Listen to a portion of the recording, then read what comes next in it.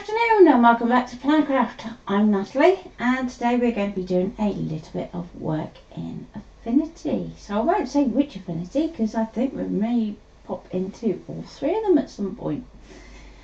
So most of you will be familiar with Designer, in which case you should already have an active area set up. But if not, I've left that on screen so that those of you that need to refresh your settings can do so now. So just take a screenshot and save that for future reference. Deb says hi and Thea says nearly forgot the time change. Phew. So hi Deb, hi Thea, and hopefully we'll get lots of stuff covered today. I have got a card project in mind, but if you do have any questions about any of the Affinity products, or I will be introducing you to something new later on. If you want to ask questions about that, you can do too. I have a list of bullet points that I'm going to try and get through. So let's get started. Your mummy says hi. Hi Mum. So most of you will be familiar with Affinity Designer in terms of being able to create cut files so that you have all your usual tools and twiddly bits down the left hand side. So I'm not going to go too much into that at this point, but what I will say is what it can't do. At this time it can't warp and it can't trace. So if you need to do either of those, then Designer isn't going to be able to help you as much as it could do. Afternoon, Carol.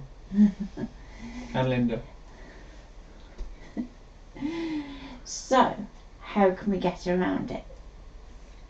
There's a couple of ways that we can work, and let's sort of hop over to Publisher. So once you start to actually expand the software that you own in terms of Affinity, if you get Publisher, Publisher is kind of your starting point for once you get really into your printing cut, or if you want to do anything that's playing with vast amounts of text.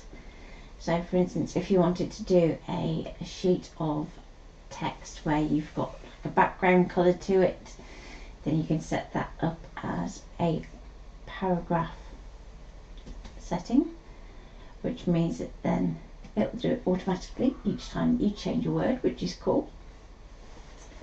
But it's also going to give you access to different personas. So in the same way that Affinity has different personas up the top here, so in Affinity normal Designer you have the pixel persona where you're going to go and be able to paint and brush. It's going to struggle a little bit today. So we've got our brush settings here, and you've got your export settings. Okay. When you're in Publisher, that changes a little bit. So the first option that you have is Publisher, and this is where you do all your page layout stuff. So for instance, when I'm making the books, it's all done in Publisher, and that's where you kind of get started. But let's say you want to interact with something you've put on the page. So in this case we have our text here, and I did a little bit of a cheat, so I'll talk about that in a minute. If I select those two, if we want to interact with that in a way that we normally would in Designer, instead of having to open Designer and take it in and import it and play with it and then export it back and back into Publisher, it's really quick to just go, actually let's flick into Designer, and it's going to be in the same software. So you can see up here Affinity Publisher is still the same, but it's going to act as if you are in Designer without actually having to open Designer. So although I have it open to show you other bits and pieces, it's not actually using that at all. So the benefits of this is processing speed, because obviously you're not having to have 3 programs open at once. But it does have its limits too. So for instance, you'll see that although I'm in Designer persona, we've lost that ability to use the pixel brushes, for instance. But that's okay, because we also have photo here too. So if we go into photo, you're going to see it changes again. Now, remember how I was saying that Designer can't warp? Well, Photo can. But what you've got to bear in mind is that when it does it, it's going to turn it into dots rather than lines. So when our scan and cut is working, it's working using lines or paths, as they're better known. Okay? And that's how it knows where to send the head. When it's all converted into dots for printing, the scanner cut has no clue until you actually print it out and scan it back in. And I can tell Ian has a question. No. No? You look like you were going to say something. Yeah. Corinne says hi all. Hi, Corinne. Okay, so we can actually use our warp tool here, and we can actually start to play with our text. So as soon as you do that, it's going to take that shape and convert it into a pixel layer. And that means that we can start to play with our text. So if we go, actually I want it a bit narrower this end, and let's take this curve down this way. You can see we can start to stretch. We can put a swoosh in it so that it's going up on a curve. And again, if you want to, we can have that curve. So it's going to stretch slightly, but it's still going to have a curve. We can use the handles in the same way as we would on a rectangle. So at the moment you're seeing kind of the outside shape, but if you imagine it having a mesh going through it, it makes it a little bit easier. So if you kind of visualise a line going through here, you can kind of see what's doing. So these horizontal handles are going to affect your top and bottom curve here. The vertical handles are going to affect this way. So we can still do lots of cool, funky effects. Now what I would say is, while you're learning, try and stick to doing one or the other. Don't try and do both, because otherwise it can get a bit of a jumbled mess. Thanks for this afternoon, everyone. Just realised the time. Oops, better late than never. That's okay. So that's how we can use photo, but obviously now it's back to pixels.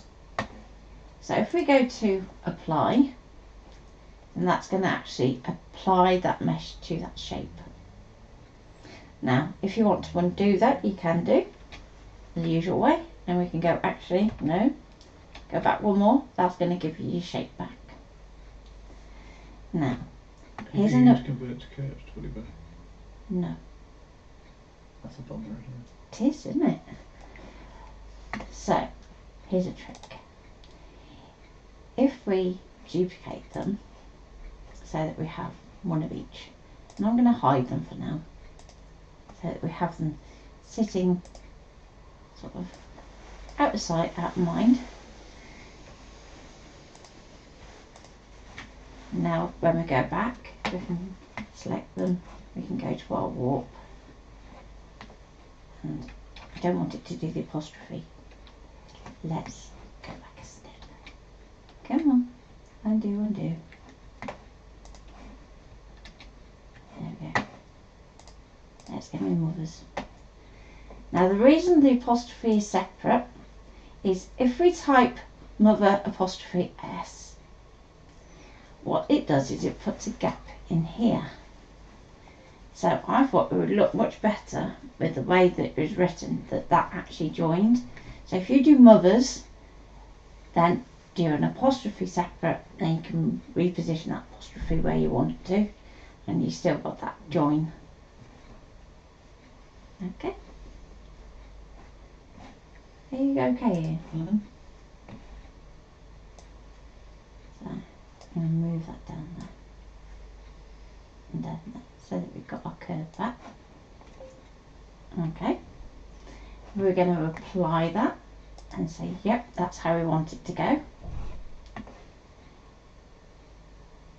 And I'm just going to hide the apostrophe for a minute and we'll come back to that one. Now let's get our text. So at the moment, this shape is all dots and this shape is paths, because this is still your original text. We're going to go and convert that to curves. And you're going to see that it changes to a group. and if we drop it down you can see all the individual letters. So first step to do is we're going to ungroup that. Okay. Then, because we're in our photo persona at the moment, it's not going to give us what we would expect to suddenly go up here for. So we need to go back to designer, and then we can see that we've got all our path interactions back. So then we can weld it. Now if you need to check that it's welded properly, just flick your fill through to your stroke. So if I just zoom in a bit, you can see that we've got one line shape flowing through. The M is a bit of a misnomer, but it's okay sitting there for the moment.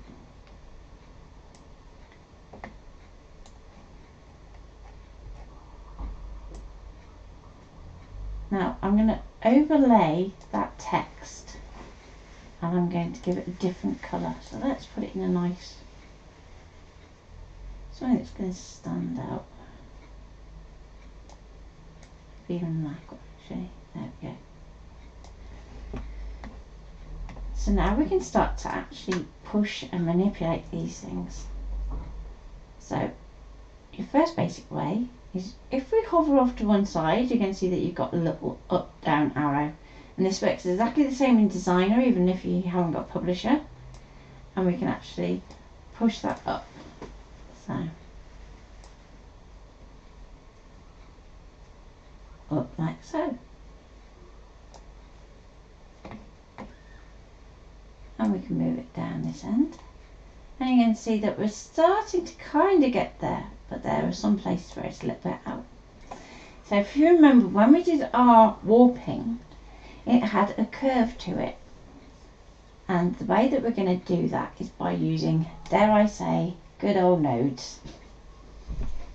Okay, so I'm just going to get that end point as close to as I can get it,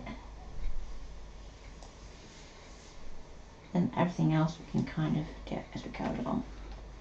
We're going to zoom in,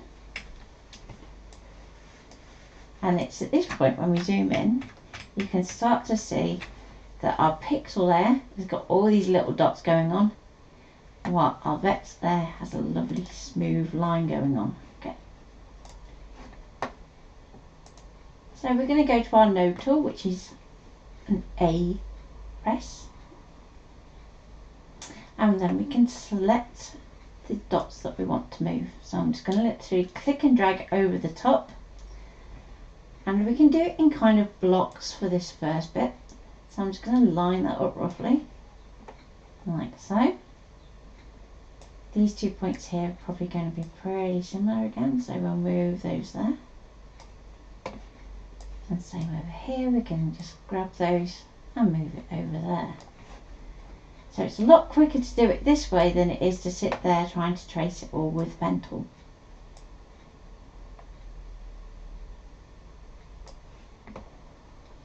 I suppose you know it all fits because it's all the same from...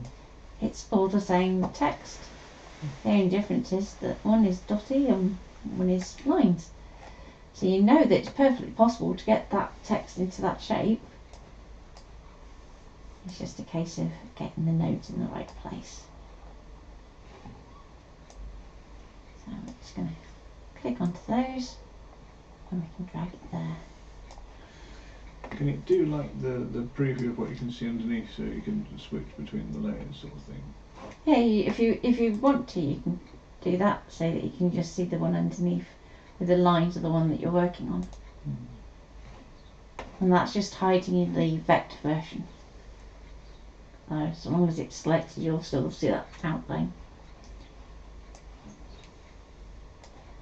So drag that bit up there.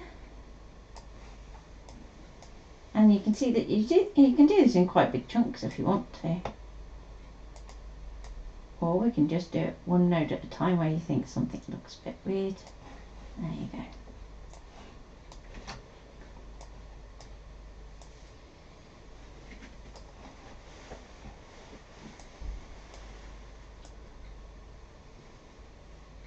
So you can start off with a slight warping first of all, then as you get used to it, make that warping more and more severe so that you get used to getting these nodes to go where you want them to. So with this one here, it's kind of twisted a bit that way, like that.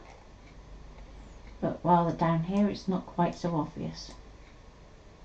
So you can just pull that slightly there.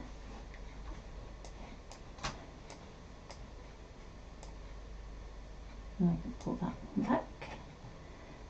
Now this T's got quite a big change going on to it. So first of all, let's get that bit there right. Then we can reselect again. And we can move that next bit down. And then finally the end of the T there.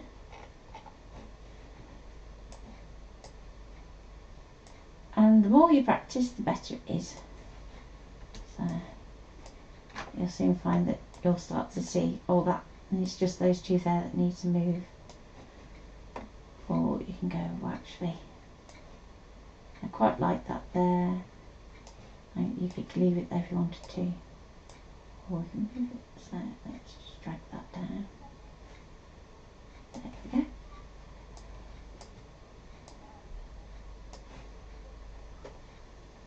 And finally we just have that M.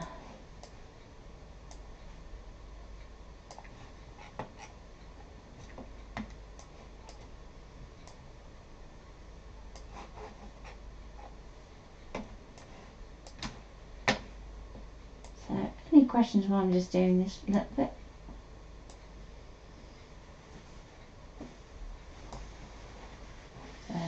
For those of you that are late joining, you are perfectly welcome to ask questions about any of the Affinity products I'm using today.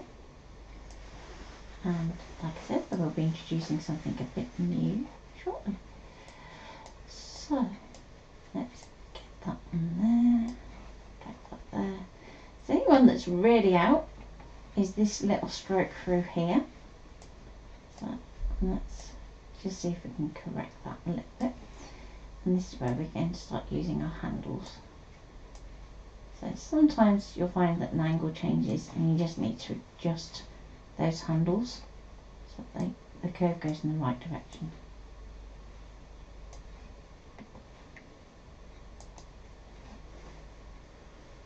Okay. Like there's any questions? Just going to move that back up there. There we go. So if I zoom back out, we can see the before and the after.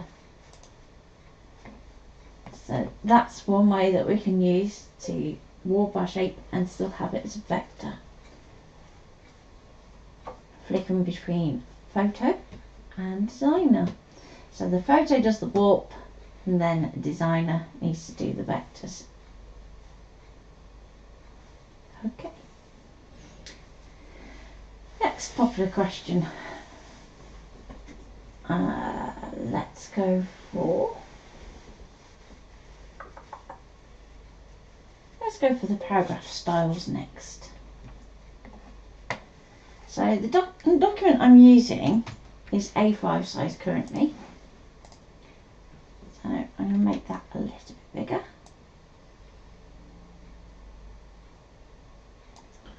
Okay, And we can also so Carol said, could you have just done this using nodes and use the handles instead of having to go through photo? Okay. In terms of nodes, that would, when you go to your path, all your nodes are going to be on that path. Whereas when you're warping, what you're actually doing is interacting with the nodes of this outside bounding box. Okay, so at the moment you can see that this one's skewed because we did that initial skew to get it roughly in the right place. But when you actually do your warp, you're going to see that these start to curve and so on and so forth, rather than you interacting with the individual nodes of the shape. So it works with the shape as a whole. They asked, how do you know how many nodes you can move at once? Practice. Lots and lots of practice. So basically, the less confident you are, the fewer nodes you should select. But if you can see that something looks roughly right, then move it all as a group, then tweak it after. rather than having bits that are like Picasso-like. So try and keep what looks like a whole shape as a whole shape as much as possible until you kind of get right into the fiddly nitty-gritty. So this one's quite a simple one to do, but you can get quite complex with them.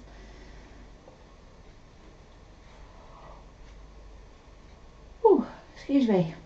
So let's put that apostrophe back in,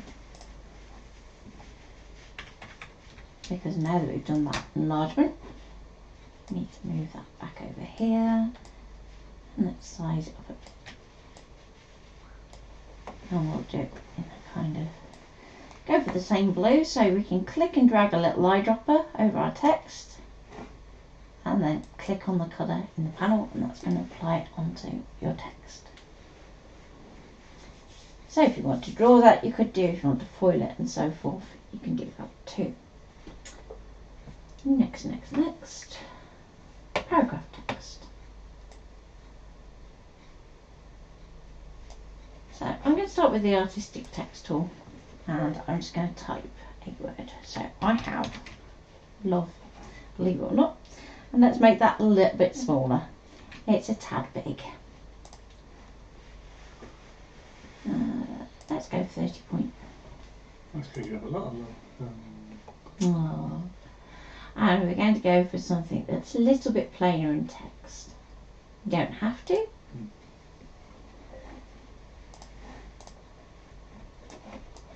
But the typewriter won't be quite good for this one. So when we have text, there's two types of text. You have artistic text, which is what this is at the moment, or you have text in a frame. And you can apply a paragraph style to both. So if we go into text styles, you're going to see that in all likelihood you have something that looks like this. That's basically no style, and base. You're going to start with a new paragraph style. And let's give it a name. So let's call it text label. Okay. Now, paragraph styles are really powerful. So if you wanted to, you can literally have lots of different ones, and they can link, and they can basically dynamically alter as you are working with text. So if you have like a body size that's set to 12 and a heading size that's set to 18, let's say you then alter that body size to 14, you can have it so that heading then goes to 20, and so on and so forth. So they can interact. But it's also a good way of doing decorations on words on the fly. So if we go down to where it says decorations, we're going to tick it and enable it. And you may need to click it twice so that you have it ticked and fully enabled. You're going to see that you have these different options. So you have a left border, a top border, a right border, and a bottom border, and then you've got a fill. So for what we want to do today, we're going to set a fill. And all these measurements are then relative either to the text or the baseline, which is the bottom line that your descenders are going to stick on, if that makes sense. So left, I'm going to put it up a little bit. And by up, I mean down. It's really weird. Okay, so when it's got that 0 position, that's the left hand side of the character shape. So you can see it doesn't line up with the upright of the L, it's actually a little bit off. So when we are creating fonts, they actually sit on little mini canvases of their own. So the chances are that left hand edge of the letter isn't going to be smack bang on that line. So then when we go to -1, it's going to move it to the left of that line. And if we go to the positive, it's going to move it to the right. But for what we want a bit of border, so we're going to take it down to -1. And you can see that we have different options that we can line things up to. So in this case, because it's all capitals, I'm going to leave it at cap height. And again, if we do positive, it's going to go into it rather than negative, which is going to go out of it. So let's go 1 mil that side too. For two better. So same again on the right. If we do positive, it's going to go into it. Do negative, it's going to go out of it. And the bottom, we've got a baseline that can go to. Because there's no descent, as if by saying baseline, it's going to give us a nice neat finish. And again, if we go positive in that one, it's going to go up. So I want to go the other way and go down. If you went to halfway, would it cut the text in half? It's only an effect. Okay, so this is the next thing. So whereas our mother's is currently a vector shape that we can cut, and you know, off we go. What we're doing here is a decoration. So this affects how it will print, but it's not going to be a path that you can select. So if you want to do a similar thing with vectors, then that's when you would switch to using your rectangular tool, put it underneath, and then using add or subtract, depending on which way round you're going. And we can change the colour. So if we go, well, actually I want it in that colour there. Our text is going to look like it vanishes, but that's okay, because then we can go into colour and we can change that to white. So literally drag all those slides back to 0, and there's our text. And we can go OK. And that decoration can be applied per word, it can be applied per line, per paragraph. It's up to you how you want to do it. So if you want to do like a sheet of stickers where you've got lots of different sentiments with that same effect behind it, that's when paragraph styles really come into their own. And you can also change that background colour as well. So you could have like the first part of the page in blue, the second part in pink, and so on and so forth. Well, you said different style for each colour. Yes. Because otherwise it would change all of them. Exactly. Spot on. So, let's line that up. Now, you can see when it's trying to do a snap, it's still going to that text because it doesn't see this outside shape as a shape, believe it or not. It's very weird. So, what you should do is if we get out and grab a guide, we then line that guide up to the end of the S. Is that how you created the banner that keeps popping up in the different colours at the bottom of the page? No. No, that is Streamlabs that is doing that in the background. I don't think Ian's seen that one before, have you? No, that's new. I was playing with that. So, the guides are hidden at the moment, so there we go. And there you go, we didn't do too bad again, it's spot on the line. So, before we go too far, I just need to do a very quick A. So, when you go to your next bit of text, it's going to try and use that same paragraph style again. But let's say you want to change to something else. So, if we go recent, we can use our same script here. And we can decide whether we want to keep that background colour, if we want to change it, or we can just go actually no style. And we're going to enlarge that a little. And we can use that same colour again. So when you use your eyedropper, it's going to basically keep and hold that colour in that selection so that you can keep applying it to other things until you pick your next colour. So far so good. If you happen to change the colour by accident, is there an easy way to get it back? Undo. Or do you mean in the paragraph style? In most cases you'll be able to undo it, but if you've gone past it in terms of how much work you've done since, then just double click on it, go down to decorations, and then you can still do the eyedropper from within that same panel there. So you can just click and grab, and you'll notice they're independent as well between the two, which is quite cool.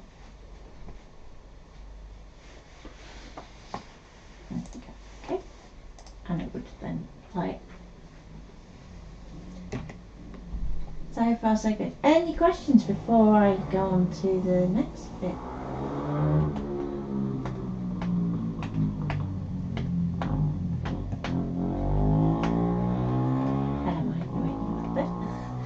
So, the next bit we're going to do is tracing. Now, I've seen a little bit of a discussion on drawing with the scan and cut and whether it's worth it. And it's worth it so long as you understand what you're going to get. So, if you're expecting your scan and cut to be able to output beautiful single lines with variation in the pen stroke and lots of different changes in opacity and things like that, it's not going to be able to do it. But that's not to say that what it can do isn't good enough. Okay. So I'm going to hop over to VectorStyler. So this is the first time I've shown this on stream. And VectorStyler is very good at doing tracing. It's very good at a lot of other things as well. But tracing in particular, in terms of what Affinity can offer at the moment, is well and truly overshadowed by VectorStyler. So basically, you can import pretty much any image and you can trace it. Now, how that trace is going to function is going to change depending on what options you choose in the trace panel here. So you can see at the moment I've got black and white and all these different settings here. Now, depending on what you're working with, if you click on style, you've got some presets that are going to make your life a lot easier. And if you are wanting to draw, foil, line emboss, paper pierce, have I forgotten any? Cut. Yeah, cut to a certain extent. I'll get on to cut a bit more with it.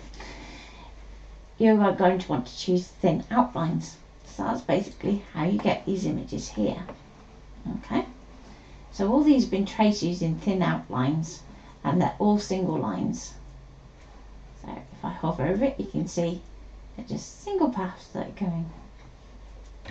Now I just used a DigiStamp I had in my stash just to try it out. And you can see sometimes it's quite accurate, other times you're going to find that it's quite kind of jaunty, and for most cases you'll probably find that that is good enough, but you can alter your threshold and tolerances to get it how you want it. And what I was thinking is, how did we use that tip design for one of the tutorials? We did indeed. So the actual stamps are from Joy Claire, I should say that. And yeah, it was just, I wanted something that's got black and white outlines so you can see what you can do with it.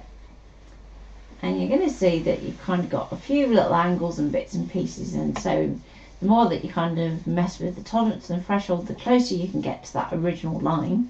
But it's always going to be a single line, which is brilliant for what the scan and cut needs, because the scan and cut doesn't want to see both sides of a black and white line, which is why most people struggle to do things like digital stamps on their scan and cut, because it's going around the outside of the line rather than through the middle. And it also loses all the detailing, like the line variation because of pressure or just because of how the designers designed it. So something to consider.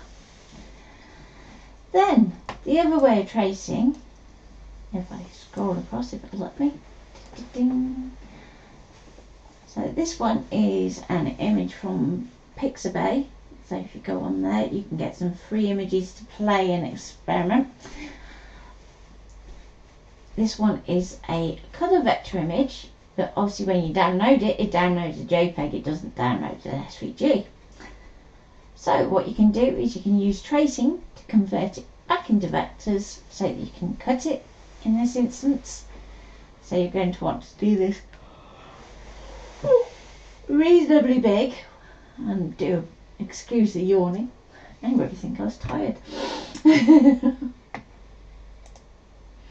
And we can do that by changing what preset we use in here. So you can see that we've got colour drawing, colour outlines, grey sketch, grey tones. Then you've got these 4 options here. So the high colour and low colour cartoons and shapes. So cartoon's going to have a black outline around your colour areas, and that's what it's going to look for. Shapes is where you've got something like this, where you've got no outline and it's just looking literally at the film. So you would select that one. And then down here you've got the options of extracting fill, which is what this one does here. So you can see all your fills. You can add a stroke to it so that if you want the black line, but it's going to be separate.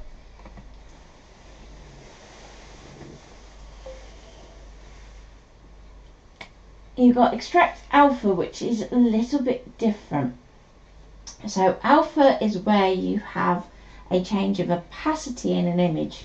It's only going to work with things like PNGs, where you can have a transparent background. So that's something to consider. You can have stack shapes, so that the shapes overlap and so forth. And you can have it so it detects lines as well. But for the most part, as it is, it's going to be the way to go. You can then change your colours and your tolerance to get it how you want it. So in terms of your colours, it's pretty good at just seeing literally what you've put in front of it if it's like a vector-based JPEG. But once you start to move it into things like photos, and that, you're going to want to limit your colours so that you aren't getting 1,000,001 colours to cut out. And then you can export it back to SVG in exactly the same way as you would in Affinity. And you can go, ta-da! So, let's go down to export. And you can see that we've got all the different options, and we're going to go down to SVG. Now what I would say is, what I'm still working on, is getting it so it comes into the right size in Canvas. So at the moment you're going to find that if you try and take this directly into Canvas, the size is going to be a little bit weird and a little bit off. So,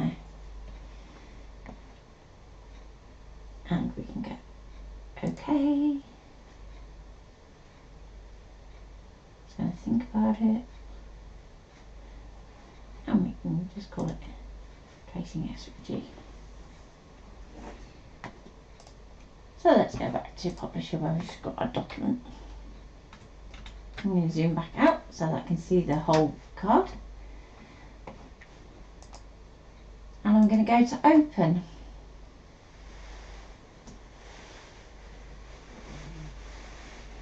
And I'm going to open the SVG in its own right. And that's going to put it as a separate tab. So then I can see those individual components and go, actually, I'm going to pick that bit. Okay. Deb asked, is VectorStyler part of the Affinity suite? Sorry if you already said. No, VectorStyler is by a different publisher, totally. So VectorStyler is one that got recommended to me by the Affinity Design Group, which is weird. But it has some really advanced functions for what you can do with paths. If you're really getting into your design work, as in you're willing to sit there and do lots and lots of designing and ready for sale, for example. So I know somebody around here has just opened a Creative Paprika shop, and she can mention it if she wants to. So this might be something that might be worth looking at for you. It's very good at accurate designing in terms of if you're doing boxes and nets and things for making 3D projects. It's very good for creating your own style. So for instance, if we, let's zoom out a second and let's just draw a box, because sometimes you just need a box.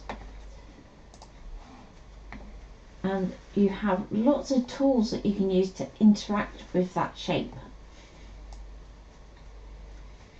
So you have your stroke width tool, but as we know with the scan and cut, that's not going to make much difference. But you do have things like your shape builder tool, so if you want to do your welding things quickly, you can do it that way.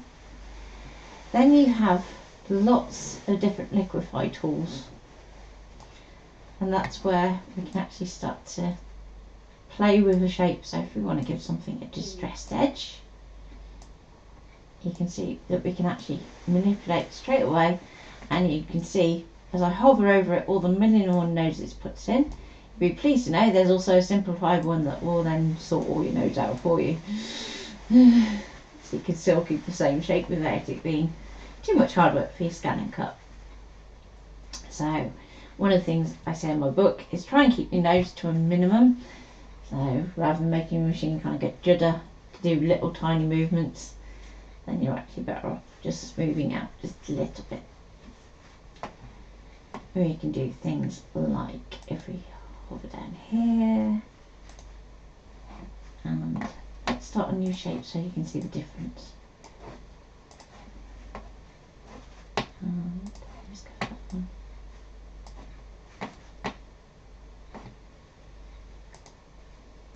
There you go. And you can see it's going to give us lots of options in a similar way to how Affinity uses like the shape tools. You have the same for all these different interactions, and there are loads that you can go through that are going to create some interesting effects. So you've got things like waves and swirls and bloating, puckering, so on and so forth. So there's always going to be a way to interact with shapes differently. And you'll find that those really come into the room when you start to draw like organic shapes, so things like flowers, leaves. You know, if you want to do a cartoon animal and you want to put fur on it, you can use like some of the tools to actually create fur. It's very funky, but it does come with a price tag. So whereas Affinity is around about £50 for the designer, and pretty much £50 for each of them, isn't it? Mm-hmm. VectorStyler is just shy of 100, so you're looking at double the outlay. But on the other hand, you only pay it as a one-off. It's not a monthly fee, so it still makes it cheaper than Illustrator. And it's more powerful. And it's more powerful because there are things I can do in this that I couldn't do in Illustrator very easily, and things like the pattern building you can still do in VectorStyler. And if you want to try it out, you can have a 42-day free trial. Don't know why 42, seems very random, but you can have a 42-day free trial. And can you pop up a link? Might do after. Okay, I'll pop it onto the group then. So for those of you that aren't in the group, it's Scan and Cut and Paper Craft classes, courses and workshops by Planner Craft. And it's well worth joining, because if you go in the files section, there's some free files for you to play with. And I'm usually putting lots of links up to things like design bundles, Creative Paprika, Creative Market, where I found stuff that I think that you will enjoy playing with. So hopping back to Publisher, let's pick something. And I've got just the cup on its own. I'm just going to click and drag over the top, copy it, go back in here and we can paste it in. So you can see straight away that, you know, the line has changed, so this black stroke has gone a lot thicker. That's okay, we can go in here and we can change it. So let's thin that down a little bit. Now when we're doing that, that makes actually no difference to your scan and cut. It is entirely for your aesthetic while you're working with it. So you can see what we're aiming for. I'm just going to take that. If we press and hold shift, we can lock the proportion. And I've got, so it pretty much fills that bottom section. And let's drag this bit down. Like so. So then I've got some flowers that are going to kind of come out the top. So let's go back to our SVG and we can just pick a few flowers. So copy that one. And it's going to do the same thing with the stroke, but that's okay. We'll sort that out in a minute. Let's go for a one then. And paste that in.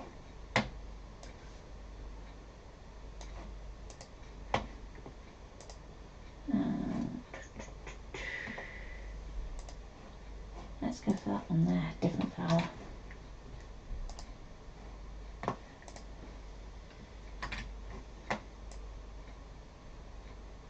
So we can start to actually position those.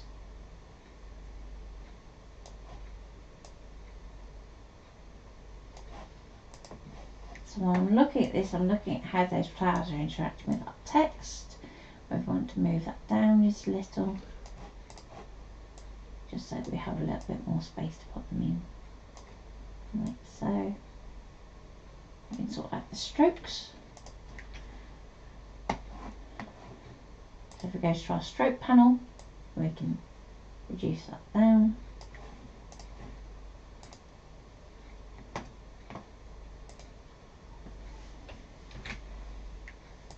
Copy a stem, paste that in, rotate it round roughly, work out where we want to put it.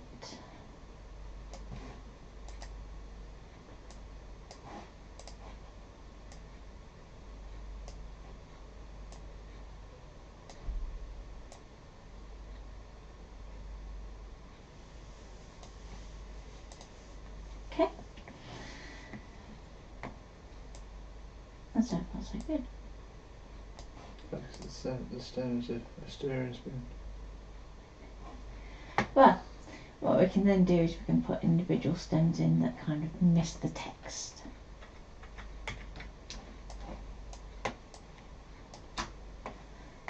But before we go too far, this is the time when you should be deciding how you're going to actually assemble the card. So for instance, the love you could be printing onto some sticker paper and cutting that out and applying it after you've done all your colouring.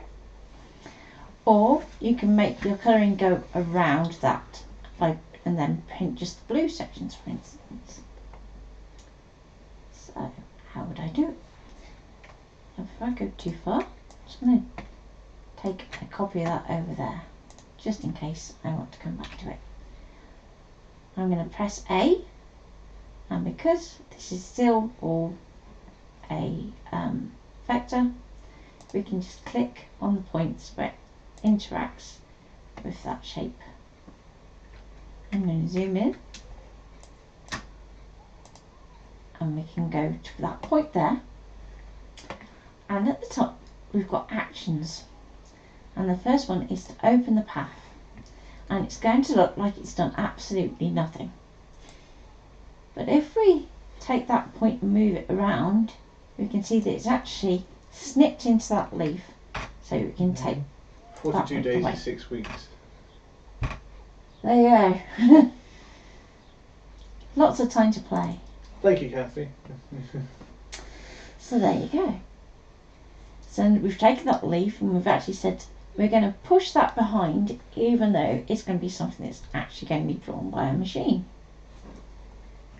And we could do the same over here if we wanted to, where we've got this tip of this leaf here. Or you can leave it so that it goes over the top.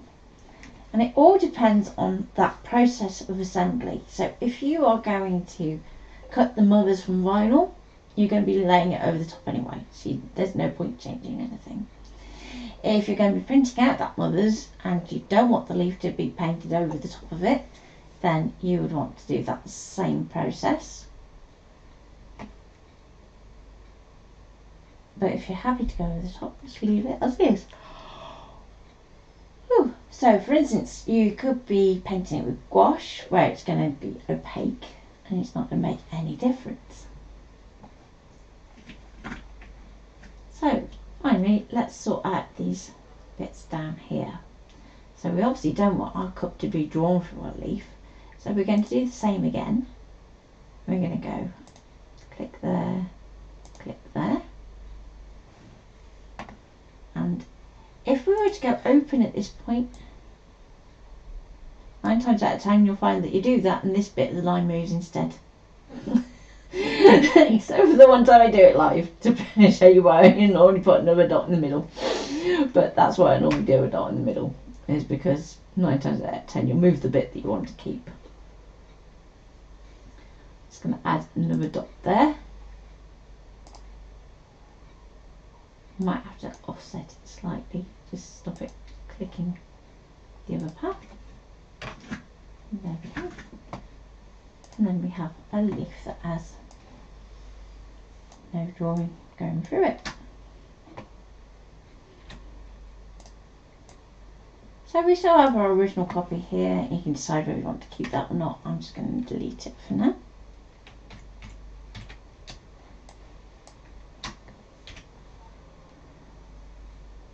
Now, when we do the lines for our stem, we want to try and keep it in a similar effect to the style of the tracing.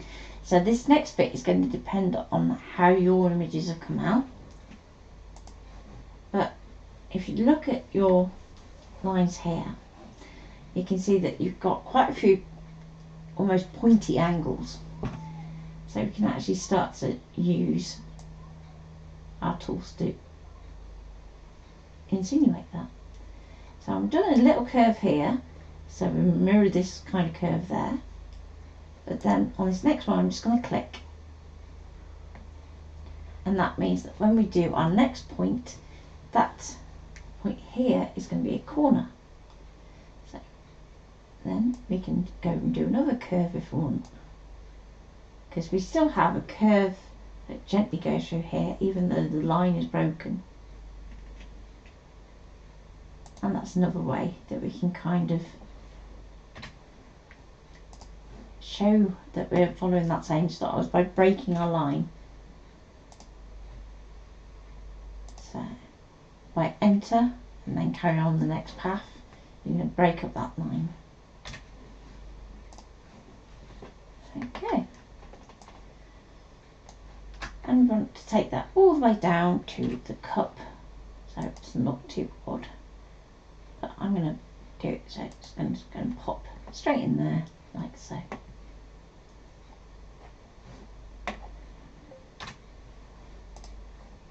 So press V, click off it, and then onto the next flower.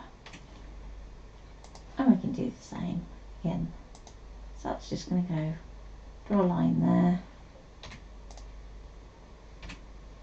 And these lines are quite broken anyway, so it's not going to look that out of place to have that line breaking. Follow it down, and it's going to go through about there. So again, because we've finished off that line with this one here, it doesn't look quite so weird with that break in the middle.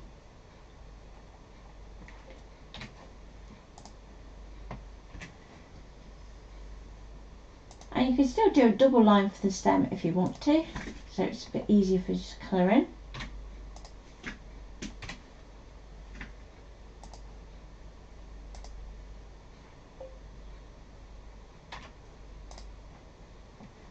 And let's take that down a little bit further down here.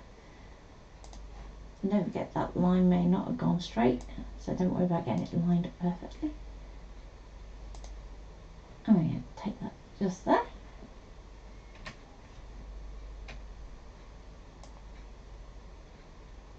And we can offset that line. And let's just take that node up there.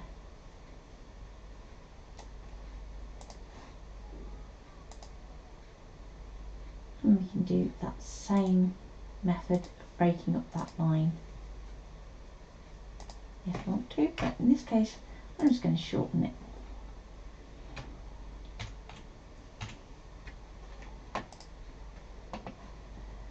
And if you want to do another leaf, we can do. So let's just go and pinch our little single leaf there, copy that, paste it in there, change the stroke, rotate it round, and let's just pop that in there, and we can resize it where we need to get it in.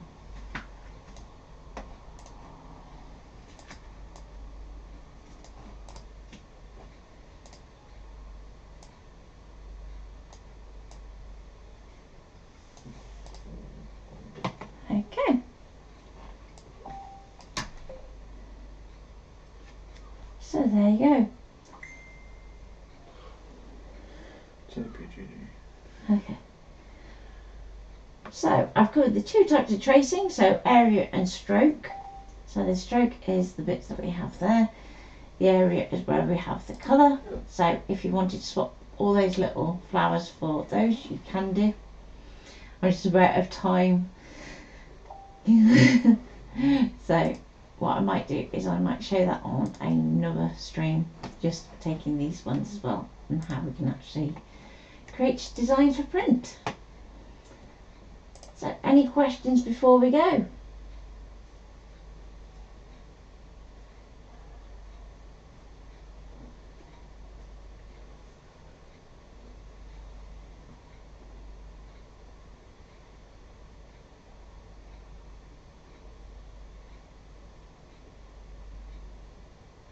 Nope. I'll be patient. So it's all down to how you want that design to then progress into assembly.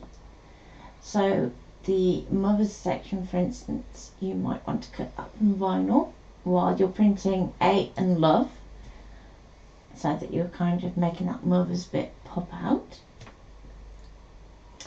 The drawing lines you can draw, foil, line emboss, paper pierce. It could be that you're using a glue pen and then you can heat emboss them, you could glitter it, you could flock it, you could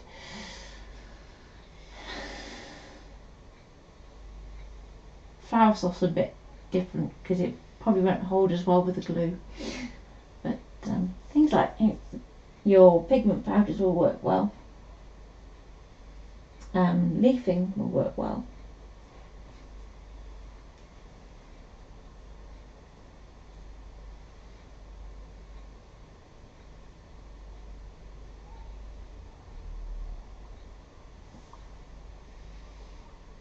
No questions. Okay, so before I go, tell Ian if you would like to do a workshop either in Affinity Publisher, in another one in Designer, so whether you want to do a beginner's one, an intermediate or advanced. If you want to do an illustration one, or if you want to do how to design cut files, because they're very different skills. If you want to do an Affinity Photo one in terms of photo manipulation, or if you want to do things like digital crafting in Affinity Photo, where we can actually do things like scrapbook layouts, and we can do the same in Designer. So there is a grey area between Photo and Designer where they kind of cross over, but Photo is very much more your kind of painting one, isn't it? Yeah. And if you're watching this when we're not live, just pop a comment in the group, or drop me a message, or on the video. We always see it, don't we? Yep, we always go back and keep an eye. So,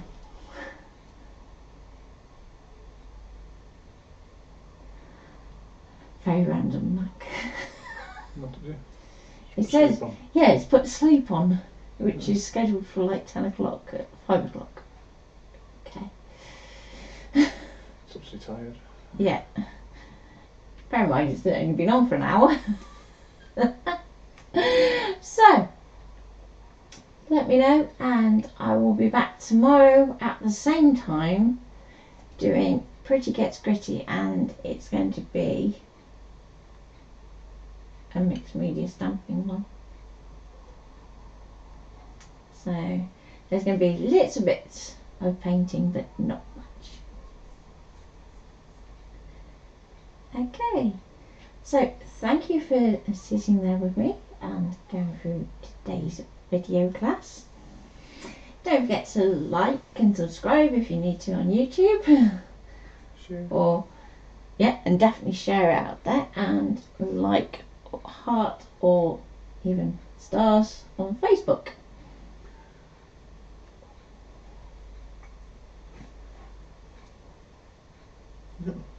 Thea had to move her car in the middle, so she's going to catch up. Alright, okay. But just thank you for useful and interesting stream. That's okay.